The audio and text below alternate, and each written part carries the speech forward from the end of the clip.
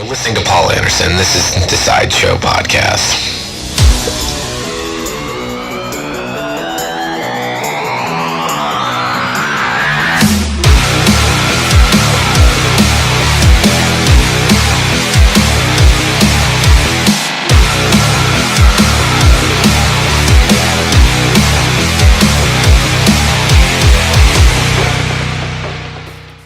Welcome back to another episode of the Sideshow PC.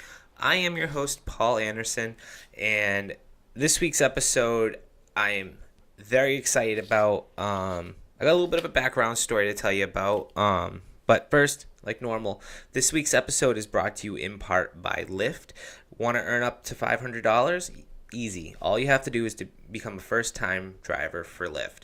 Sign up to be a driver for Lyft, earn a $500 first-time driver's bonus, and bam, all you have to do is set the app, turn it on, and you're working. It's wicked easy. It's wicked convenient. It works around your hours, especially if you want to earn a little bit of extra cash. So, yeah. So, like I was saying, this week's episode, I have a little bit of a background story. This past Friday, I ended up out in Providence at the Vanna farewell show, and I was lucky enough to actually see this artist's band live, and I made some connections with one of our former guests, Greg Marquis from the band Actor Observer, and we made it work. I mean, this week's guest is Lauren Kashan, and she is the lead vocalist for the Maryland hardcore group called Sharptooth, and Lauren is a very intense, very passionate person when she's on stage, and I imagine she's going to be the same way off stage. She seemed really nice, and Greg thought it would be a great idea, and I do too, that she would be on this show. I see a lot of great things for this band, especially after seeing them live with Vanna and taking that opportunity and really running hard with it, because I feel like they definitely grabbed a lot of people in the audience's attention, and they definitely grabbed mine. So I can't wait to talk to her. I'm going to give her a call right now, and let's get this interview going. I can't wait.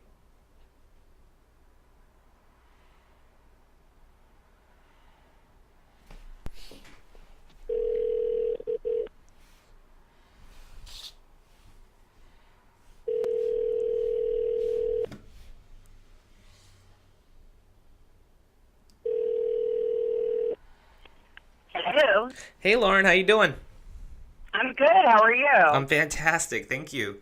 How's everything going? Great. Things have been really, really good. Crazy, but good. I was gonna say, you guys have been pretty busy the last weekend. I mean, during the intro, I mentioned that you guys got to play 3 days. I didn't say 3 days, but you guys got to do a small little run with our pals in Vanna. Yeah, it was fucking nuts. It's so funny because it was like we've been calling it the Accidentally Tour, because we weren't originally supposed to play any of those dates, and the way it all happened was we were actually up in Rhode Island shooting a music video, and Dave knew that we were going to be up there and was like, hey, since you're going to be in Rhode Island and we're playing in Rhode Island, want to just jump on this? So we're just like, okay. And then we played the show, and at the show they go, hey, while we're at it, want to play the next date in Connecticut? So we were like, okay. And then at the Connecticut show, they were like, you know what? Just play Albany too. We're like, sure, why not? That's so awesome. It was completely by accident. None of that was planned or intentional, which makes it even more like mind-boggling. It's like, oh, we just accidentally did the biggest tour of our careers, which is amazing. It's incredibly flattering too, I imagine.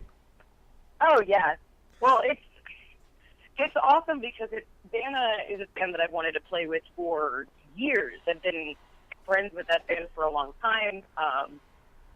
Davey in particular is like really close with my band. I've known Sean forever, so it was like a really, really great opportunity on top of just being super stoked to finally get to play with these guys. Where like it was just awesome. And then on top of it, getting to play with Actor Observer, who obviously we're really close with. So it was just an insane weekend. It was just insane. I feel like you know, for you guys, I mean, you guys are definitely up and coming. I mean, you guys aren't like the oldest band, but you guys are definitely making your rounds, and you're definitely being noticed. And I'm just curious on from your standpoint, how does that feel? Extremely validating, especially, you know, all of us, like all of the members of this band have been doing music for the, like, you know, the latter portion of our lives. So getting to finally start getting some recognition from people that we really respect it's extremely validating. It makes you feel like, oh, so what we're doing actually matters and people give a shit. That's fucking cool. That is cool. And in the beginning, like I was saying, I was doing the intro, and one of the things I was saying about your band was you definitely have a very unique way of definitely grabbing the crowd's attention. Obviously, I mean, usually, like, both of us know, like, in the hardcore world and all that, it's primarily male dominated, and you know, being a female and all that, I mean, it's definitely you're definitely going through some leaps and bounds. Are there a lot of challenges you see going forward, or that you've witnessed, I guess, as a female front woman? Yeah, it's like yes and yes. It's like being a woman, just even like as a participating member of the hardcore scene, like not even somebody in a band, you basically have to work twice as hard as anybody else to get half the respect that anybody else gets, just because, you know, you show up to a show and people have this idea of like what a girl's role at a show is. And I mean, that's how it was. Like, you know, I've been going to shows for the last like almost 15 years. And to give you a good example, like when I was in high school,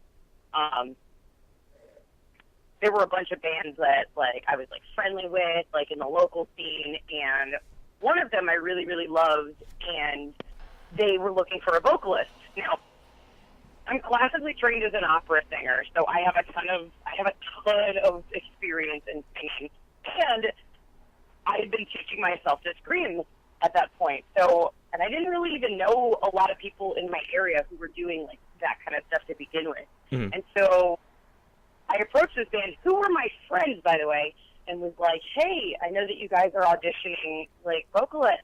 Would you, like, can I audition? And they're like, oh, no. We don't want a girl in the band. Wow. Period. And these are people who are supposed to be my friends. This isn't even like, you know, just some assholes. It's like, and I just was like, oh, I understand.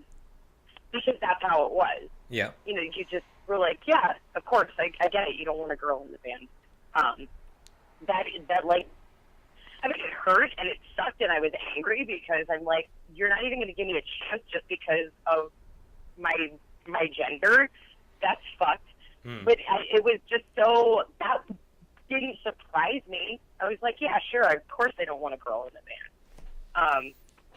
So, especially like recently with everything that's been going on with Sharptooth, it's just looking back at instances like that and seeing how far I've come and seeing how far our music scene is coming it's really validating. Absolutely. And we have a lot of really, really crazy stuff that's happening right now that I really, really wish I could share all the details with you, but I literally not allowed to. It's all good. You will know.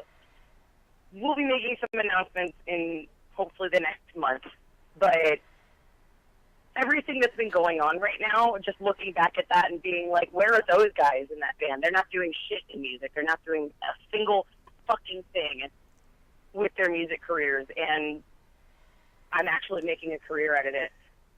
Kind of like a big like a big middle finger to all those people who. I love it. Yeah, I love it too. It's great.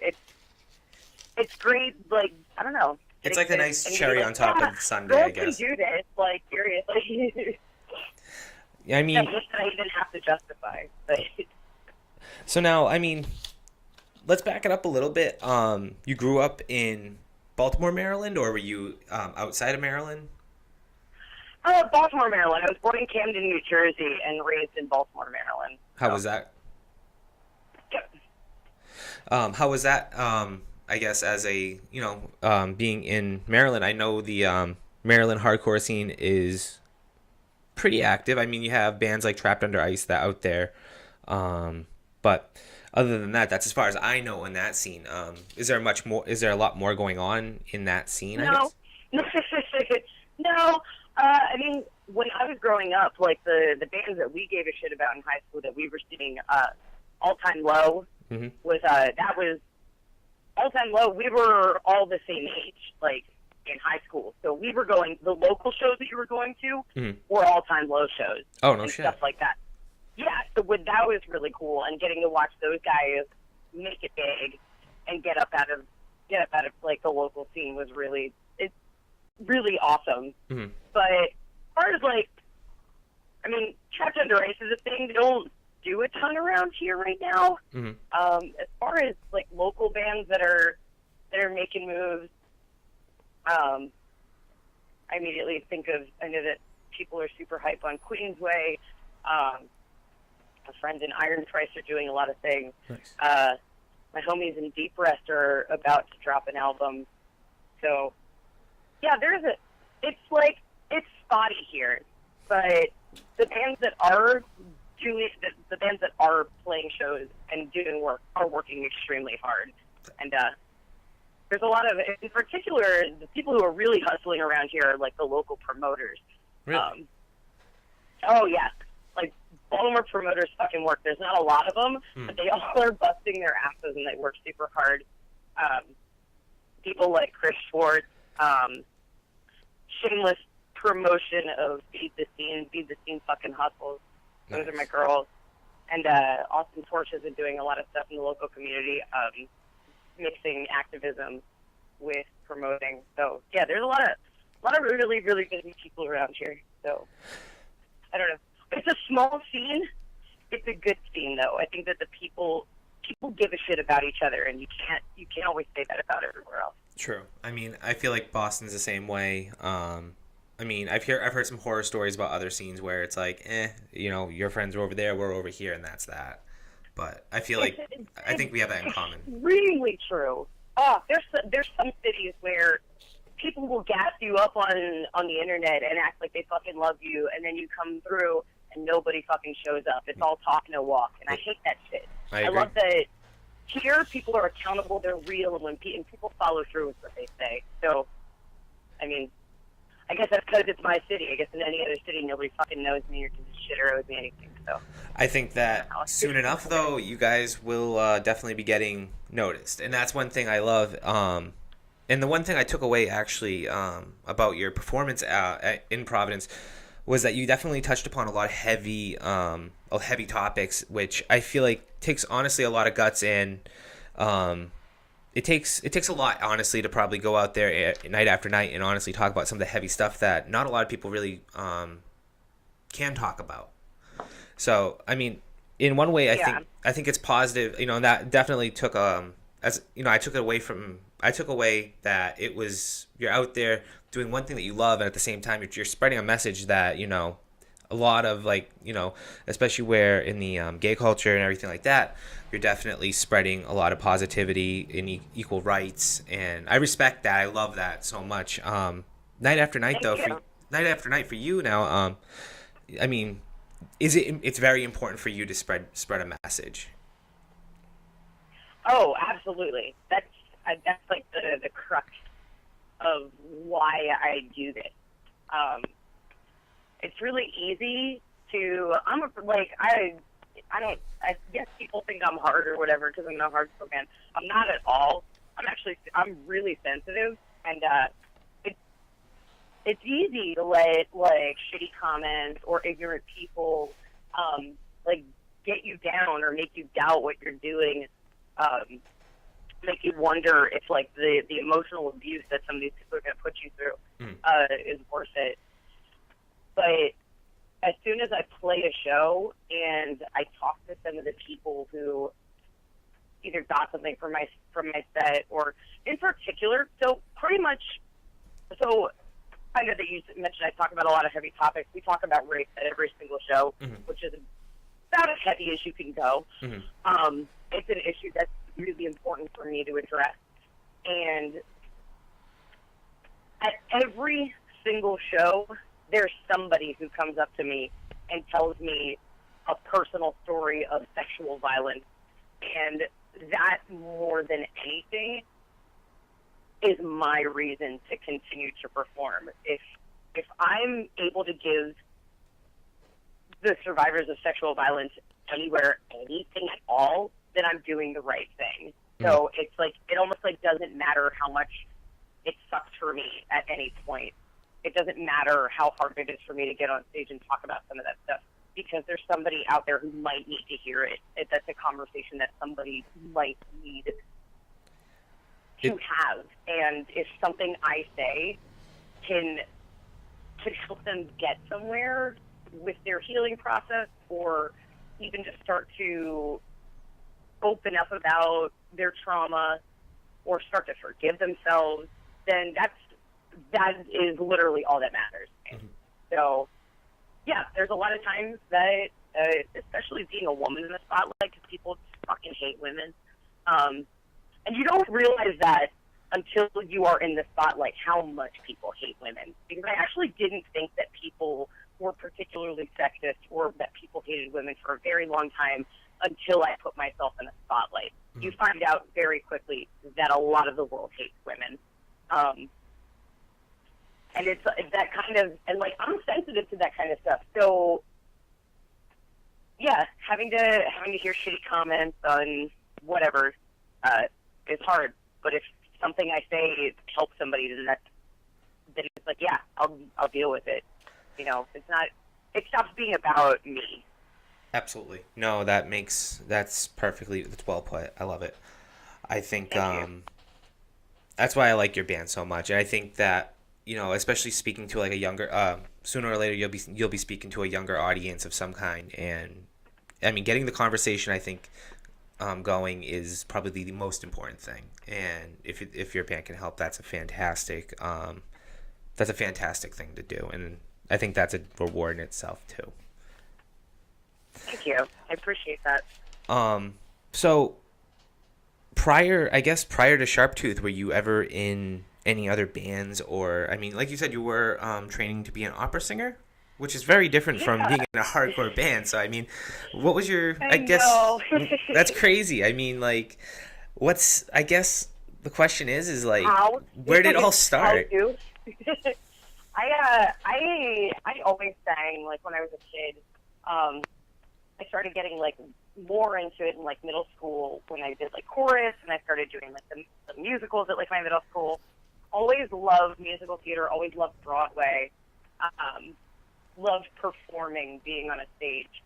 And I went to an art school for high school, and I majored in vocal performance. So I studied opera for 4 years, like, intensively. And I studied musical theater and did private lessons for about 12 years. But I always, like, in high school, like, when I found, like, I'll never forget the first time I found, like almost like punk music in a way, or like punk rock, or like rock and roll music. Like, I'll never forget that feeling of just being like, oh my god, this is all the teenage angst I've ever had. Wow, this is wonderful type of feeling. And that was like further amplified when I found like metalcore bands like Atreyu, or like From First to Last, old Avenged Sevenfold. I was like, oh, these are all the feelings I have, but they're able to vocally make sounds that express those feelings, like the depth of those feelings. And so I started teaching myself to scream in my car along to, like, those bands. Of course. And, yeah. And yeah, and like I was in a band. My first band was a progressive ska band because that's a thing. I love ska. Yep, we sounded like the Mars Volta with trumpets. They were called At the Zoo, and that was back in like 2008, 2009. I joined like an easycore-ish, pop-punk-ish type band called Highest Honor in like 2012. Mm-hmm. And that was a thing for like 2.5 years. And then Sharptooth picked me up in November of 2014. So It was like they asked me to join, and I was the most impressed that I had been in like the last like 10 years, and I was like, I have nothing to lose, so fuck it, let's try it. So. And the relationship with your band members is probably the most amazing, I imagine. Oh my God! My band is my family. Like I feel like Sharptooth is like weirdly close in a way that I guess I don't know. I've been in other bands. None of my bands have been like as weirdly close as Sharptooth. Like we're just like I don't know. We're like beyond band. We're like family. This past December for my birthday, I wanted to go on a cruise. My birthday's in August, but I was like, I want to go on a cruise for my birthday, and I want to go with my family. But my actual family, they didn't want to go. What? So I was like, I know, right? I don't know. They're busy and other shit going on. And I was like, well, fuck it. I'm going to take my other family. So I took my band on a cruise. That's awesome. I love it. Yeah, it was the best time of our lives. Like, it was awesome. We're going again this year. It's like, we're like, this is a thing now. This is important. Shark Cruise. The Shark Cruise, I love it. I was like, I don't know any other band that does weird shit like that. No, honestly, it's a good team building thing. Shit, you get a nice little vacation in there, relax. Right? Because then you get to just be with each other without any of like the stress of like touring. Although like we all really love touring and like roll with that lifestyle. Like I think fairly well. Yeah. So like touring generally isn't even particularly stressful for us. It's just we all just get to hang out with each other. Sick. I love it. What's the best piece of advice you ever learned? Since hitting the road with Sharptooth. The best piece of advice. Know yourself and know what you need. I went on our first tour that I ever did with Sharptooth. Our van broke down for like 3 days in a fucking mall parking lot. Oh, and nice. So I had to learn. This was my first tour ever. So I had to learn like the brutalities of the road very, very early on. And be like, yep, this is so bad. This is like about as bad as it like can be, type of thing. Like immediately right out of the gate. And we somehow managed to like pull a bunch of like awesome shows out of it, like on the fly. So I guess like the most important things that I've learned are always be willing to like think on your feet and never be afraid to just reach out to like any contact you have to try to like hustle to make shit happen. But also don't be afraid to ask for what you need. Like I've learned pretty quickly that in order for me to have a successful tour experience, I don't do well sleeping on floors. I'm 28 years old. Too old to sleep on a bare ass floor. Can't do it. If I have the choice between that and paying out of my own pocket for a hotel room, I'm gonna pay for the hotel room. I understand that I'm in a financial position where I can do that for myself.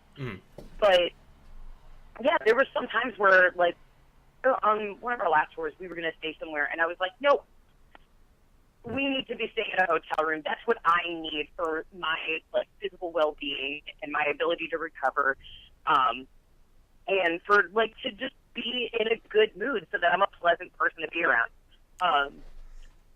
Yeah, it's like don't be afraid to ask for what you need, because usually like everybody has their own like weird like needs and shit. Like I need to be able to, like, sleep on something that isn't a floor and do my hair. That's, like, my thing. It's the little things.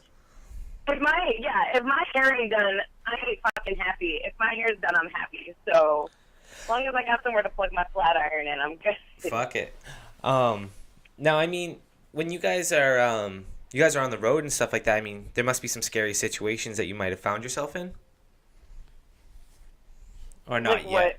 I don't know, like, has there ever been anything that's been kind of like, fuck, we need to get out of here type of, like, whether it's playing a show that's just kind of outside of the comfort zone? Oh, man. They're on one of our tours, friend of a friend type situation, and they were like, yeah, you can stay at this person's house for the night and show up at the house. And we felt like we just rolled up on the set at 8 Mile. Oh, boy. It was rough. It was a rough situation, and we got very, very sketched out. We were like, yeah, we're just gonna keep going. It's fine. But yeah, we've managed to be very fortunate in that even that wasn't like a super scary situation. We were just like, yeah, we're not comfortable with some of the activities that are going on in this place, so we're just gonna roll out. I love it. You know, a couple of our guys are straight edge, and like I'm not really cool being around like hard drugs and stuff like that. So we're just like, yeah, we're gonna hit the road. Oh man. Yeah, nothing like actually physically scary. There was one show where somebody tried to fight Phil. Really drunk guy tried to fight Phil. Oh boy.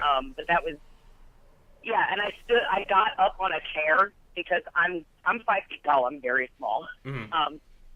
This guy was like 6'7" or something stupid. So I literally stood up on a chair and was screaming in this guy's face. And we were like, we just need to go outside. We just need to leave. Let's just go outside. Nothing like actually dangerous or anything like that. All of our dudes are really friendly, and we get along with pretty much anyone. Like, even sketchy people we usually get along with. Really? So, one of my favorite things that actually I saw at the Vanna show, and it was a situation actually that your band was in, is that I know your drummer, he broke his kick or his bass drum, I think it was. And like, oh, yep. What I loved about that whole situation is how fast other bands were pulling out their equipment and helping you guys just get it together and just keep the show going. And I mean, I think that's one thing going back to the farewell show. That's one of those things that with that group of bands that were on there, because I'm obviously friendly with Actor Observer and Lions and everybody over there. So it's like, you know, seeing bands that you may not even know just so quickly pull out like their own equipment to let you guys finish your show. I mean, is that something that I feel is very common in the music scene? And I don't know, it's one thing I always noticed and I always really loved about. Sorry about that.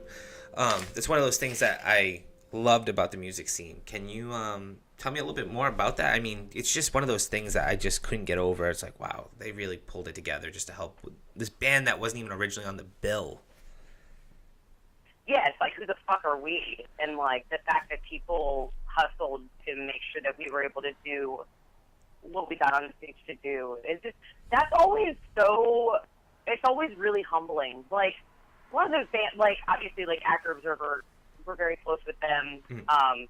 So it doesn't surprise me that they would go out of their way. But it's always, like, it's really special when other bands that you don't know, they're like, oh, shit, we got to make sure that they can, like, do their thing.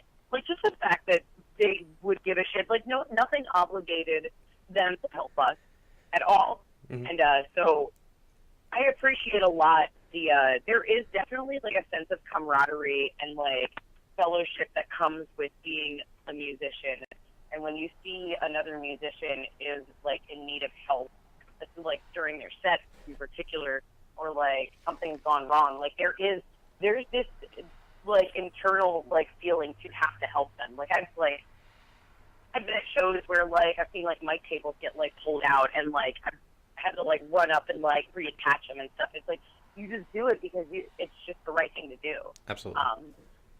It's like music karma. Like, you put in what you get back. I truly believe that if you treat people with respect and kindness, that people will treat you in the same way. Mm-hmm.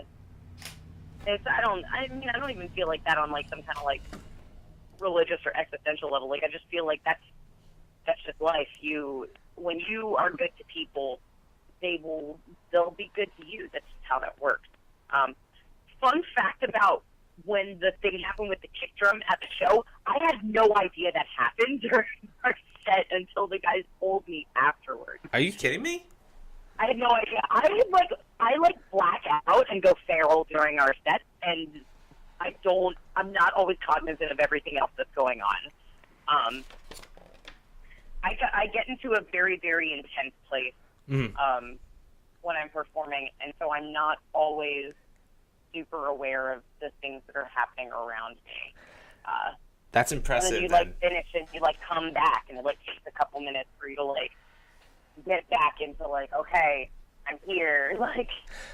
Oh man, no. The impressive part about that is I know you guys were starting the next song, and literally the timing where you were calling for the next song, these guys were just the kick drum was already on and ready to go, and it was. That's what the guys were saying. They were like, "Dude, they were like, wow, your timing was perfect." I was like, "What are you talking about?" Literally, it was perfect. I love it. I was like, "Yeah, I don't know if I just sensed that or what, but that was not an intentional thing. I didn't do that intentionally. No. That was pure dumb luck and instinct that I did all of that. But yeah, don't give me any credit. I was not cognizant of anything at the time. I just was going with what felt right. I love that. So I want to actually dig into your influences. I mean, you have two genres in my mind right now, between obviously training, growing up to be an opera singer, now being in a nice heavy band. You have to have a crazy amount of influences from all kinds of angles. Tell me a little bit about those, because it must be all over the place, I imagine. What, my about people who I'm influenced by? Yeah, think about when you were learning how to sing. Was there a particular artist that stood out that was that made you want to sing? It made me want to sing. I don't know that there was anybody. Well, this is weird. So when I was a kid, growing up, I was from the ages of 8 to 11. I listened to I really, really liked rap. I really, really liked hip hop. And I was really, really into Puff Daddy. That was my thing. Was Puff Daddy. Okay. Puff Daddy and also Will Smith. I idolized them, and I wanted to grow up to be them because I was a kid in the '90s, and they were just the height of cool. Mm-hmm. So I don't know. And so I liked rapping when I was a kid, which is hilarious because I'm just little Jewish white girl. But I don't know, in high school and stuff, I loved bands like Atreyu. I taught myself how to scream listening to the Alex Arcastis, who was the screamer in Atreyu. I would just imitate the sounds that he made. Tyler Kroom from He Is Legend was another one that I listened to a lot. And would try to imitate the sounds that he was making vocally. As far as when I got into hardcore, so the first actual big hardcore show I ever went to was an Every Time I Die show. Oh wow! And that changed my whole fucking life. Hot Damn is, I believe, one of the greatest albums of all time, and one of my biggest influences as a musician. Keith Buckley, I fucking worship Keith Buckley. I worship his physicality, his swagger on stage is amazing. His lyricism is incredible. As far as, and then once I got into hardcore, I found bands like Stick to Your Guns, which is my favorite band of all time. Oh man, that's crazy. Me too. They're one of my favorites. I was gonna say, you've seen Stick to Your Guns, right? I love Stick to Your Guns. I've never. All right, so I'm gonna be honest. I'm guilty of saying that I've never actually gotten to see them live. Come this summer, it'll change.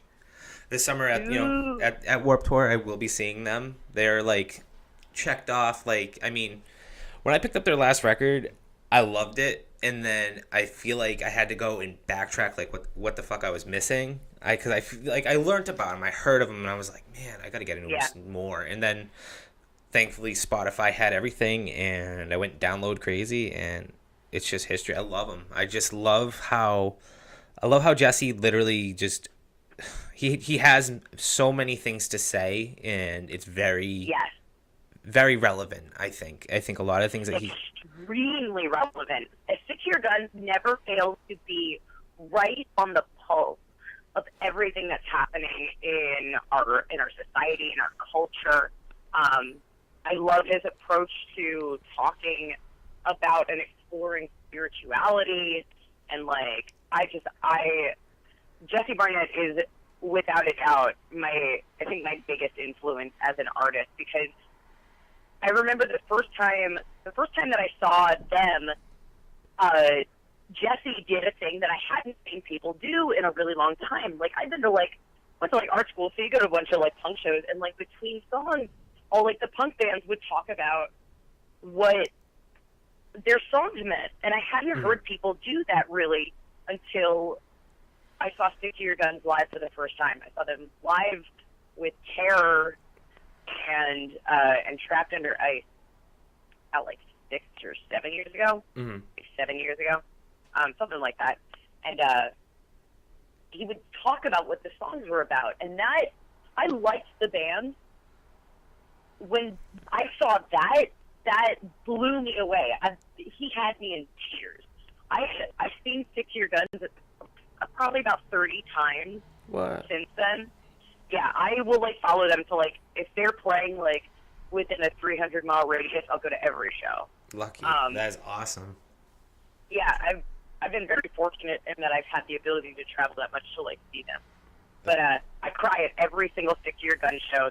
He never fails to move me, to talk about the issues that are really, really relevant and really important. But bands like Stick to Your Guns, and also bands like Stray from the Path, who are super political. Oh yeah. And I also just fucking love them, both as musicians and as people. But like those two bands in particular showed me that being a musician doesn't just mean that you're a musician. It shows me that you can combine your activism with your art to create something that's bigger than both. And so that's been a huge driving force for me, and like a huge influence of mine in Sharptooth is like, okay, how do I combine talking about extremely personal issues in a way that I'm also reaching out to the public and charging them and like basically getting other people fired up to fight for the things that they give a shit about, because that's what those bands did for me. They were like, yeah, go start a fucking revolution. And I was like, oh, okay, sure. And so I was like, well, yeah, my revolution is Sharptooth. I want every show to be a protest. I want every single time that we play that to be our own form of protest. So. Oh man. Now, I probably assume that you answered this question already, but I'll ask it anyways. What is your dream tour right now? Oh God, Stick to Your Guns, Stray from the Path every time I die. Exactly. I was gonna say. I mean, the like, love for him is right there. So. Oh yeah, no, absolutely.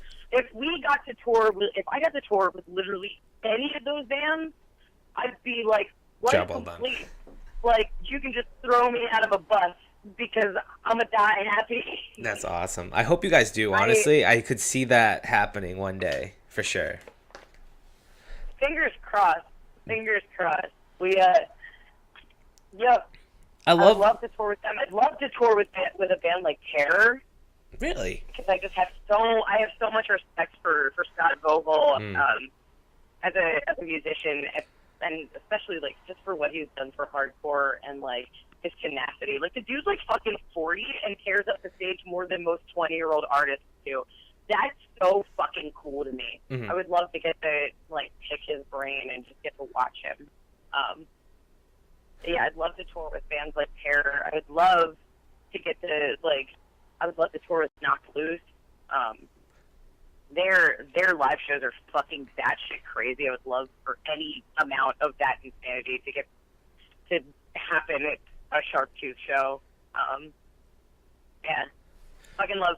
I love Counterparts. Would love to tour with Counterparts, not just because I love that band, but also because their vocalist Brendan has the funniest fucking Instagram stories I've ever seen in my goddamn life. And I'm like, dude, I just want to be your friend because you're funny as shit.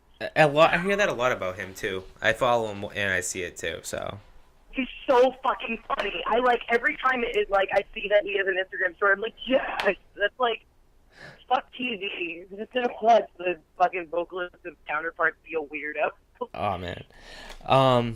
My next big question is there a chance we may see you on Vans Warped Tour this year? Is there a chance that what? Oh, I'm sorry. Is there a chance we may see you on Vans Warped Tour this year? Maybe like on a local level, or just handing out CDs for people to check you out? So I personally am going to a bunch of dates. I'm going to be at the Boston date. Nice. Like hanging out. I'm going to be at the Philly date, and I'm going to be at the Maryland date. As far as playing goes, there is. I wish I could explain this better than I'm allowed to explain it. Mm-hmm. So we entered the World Tour contest. The Ernie Ball. Yeah, we entered the Ernie Ball contest. Mm-hmm. I'm not even sure if we're allowed to win it, and that's all I can say. Oh, that's fair. I mean, yeah. And that's the thing that's good about this is a lot of crazy shit happened over the last 2 months, and I don't know if we're allowed to win it anymore. If we still are, I would love that opportunity. And if not us, I would love for this band, Her for Hire, to win, just because they're amazing people, and I would love to see more women on the stage at Warped Tour. I think that's something that everywhere needs is more inclusiveness, more people who aren't just straight white men. Not that there's anything wrong with that, but I would love to see more diversity, just so that we're getting to hear other people's stories and see more representation for other people. I think representation is so fucking valuable. So. I think it's nice because, like, you know, like you're number 2 as a female hardcore singer that I've ever gotten to meet and talk to. So, yes. I met, what's her name? Brandy Who's Pillow. The other one? What was it? I said, who's the other one? Brandy Pillow from Stand Your Ground. I don't think she's playing music anymore, but she was fantastic when she was doing her thing. So it's great to see that, you know, it's great to see and witness that, you know, anybody can do anything at any time. And I think that's one of the best messages going forward is that anybody can do whatever the fuck they want. And as long as you're having fun. And that's it. That's what it should be about, honestly. It's bullshit that, you know, it's bullshit that we live in such a fucking divided world and people are so willing to feel segregated from others. But at the same time, though, if you get to know people, I think that's the biggest problem, in my opinion, with the world is that everybody's too busy fucking talking and not enough listening. And I think that if people listened for once, we could be in a much better place, especially, you know, the way we are now. That's literally what, like, the title track of our full-length album is about. So, like, Clever Girls is about, I mean, the whole chorus goes, sit down, shut up, we've heard enough. And it's just literally about how people need to listen more to, especially in particular to marginalized voices, because we have a lot to say and we need more representation. So when we get listened to, things improve for everybody. Exactly. Like you can't go wrong by listening more. And that's something that I try to work on too. Like it's definitely not always easy, like taking your pride out of the equation when you're talking to people. But like, I continue to learn time and time again that sometimes even I just need to sit down and shut the fuck up and listen to what people who have a different experience than me, what they have to say. Mm-hmm.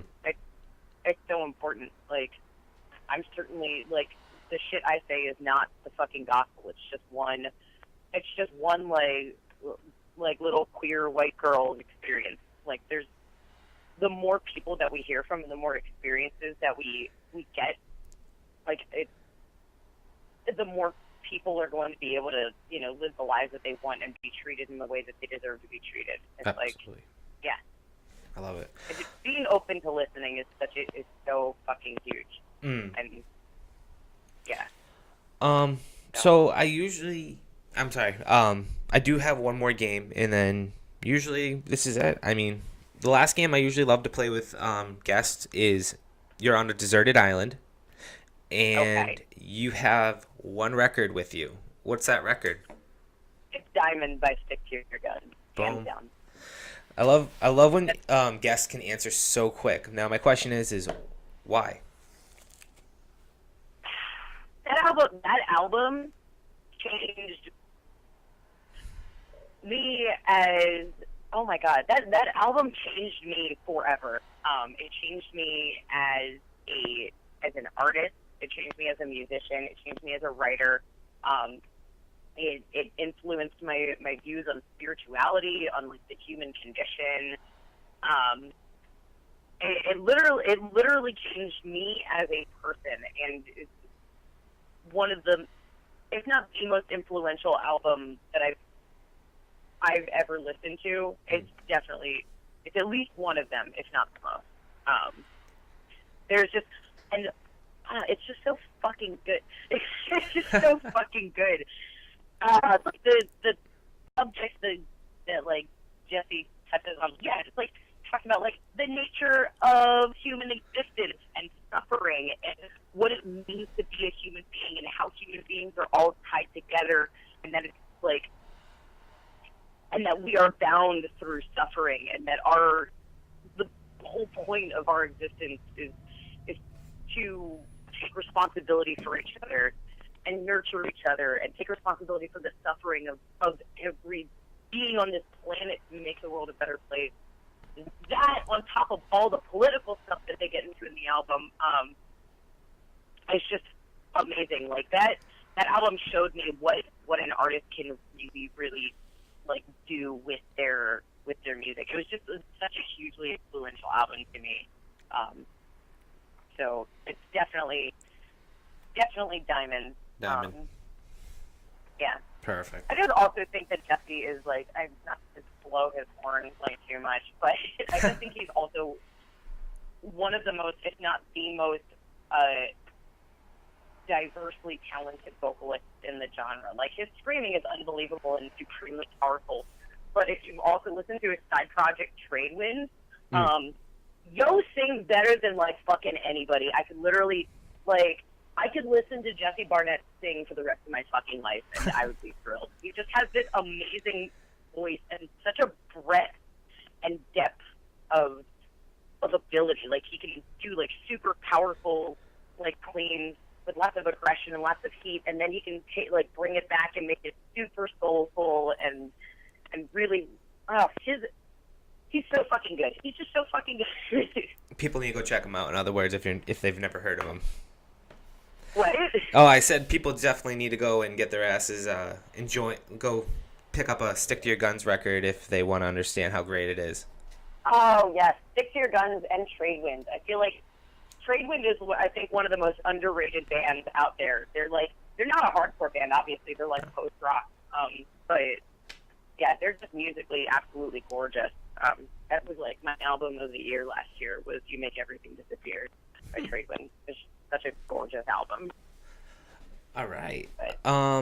So the last thing I like to do on this show is play music, obviously, from your band.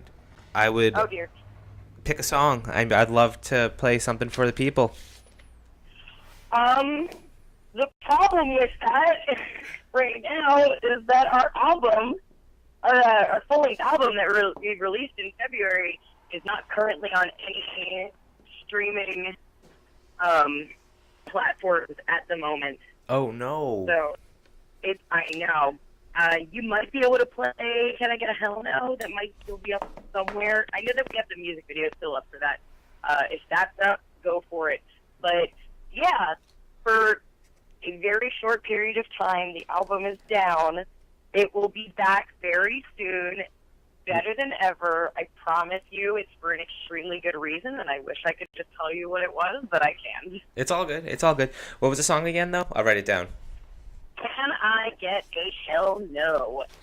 It is about why catcalling is fucking garbage and how it is degrading and demoralizing and terrifying to women. So. All right. Can I get a hell no? And that's going to be by Sharptooth. No? I love it. All right. I want to thank you, Lauren, for being on my show. You were such a fantastic guest. Oh, thank you so much. I tried. I can't wait. I'll hopefully see you at the Warped Tour in Boston. I will be there. So if I see you walking around, I'll definitely come say hi. Hell yeah, definitely come say hi to me. All right. And it was awesome getting to talk to you. Thank you so much. This was a lot of fun. Oh, I hope we can do it again. I mean, especially once the big news breaks. We can definitely once all the exciting shit happens, yes, I would love to. I want you to come back, honestly.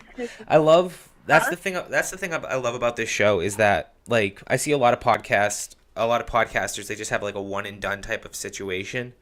But I love talking with especially artists in your situation where you have such big news and it could be things that other people want to hear about and you just can't talk about them quite yet. So it definitely opens us up to a part 2, and I hope people enjoyed this episode and we can hear a little bit more about it in the coming months. Hell yeah, dude. I'm very much looking forward to it. Thank you so much. All right, everybody. This is the Sideshow PC. I'm Paul Anderson. That was Lauren Kashan.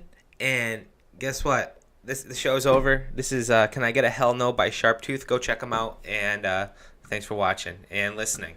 All right. Take care.